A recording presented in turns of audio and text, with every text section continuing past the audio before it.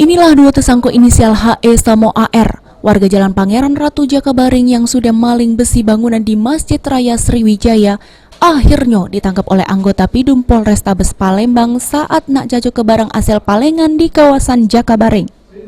Kedua tersangka melakukan aksinya dengan cara lewat samping bangunan masjid pas kondisi lagi sepi. Lalu tersangka motong besi jero masjid sebanyak 60 kg make gergaji besi. Selanjutnya oleh tersangka besi tersebut diangkut make motor.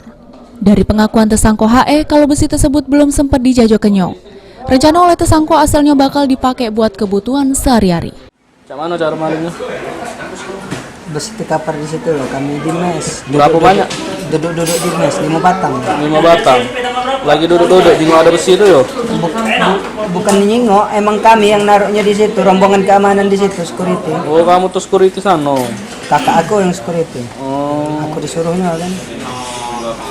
Terus berapa kilo itu besi itu? 5 batang kurang lebih spekul. Spekul. Rencananya nak dijual kemana itu? Dijual di depan pasar buah. Quran. Siapa yang ngajak lembek itu?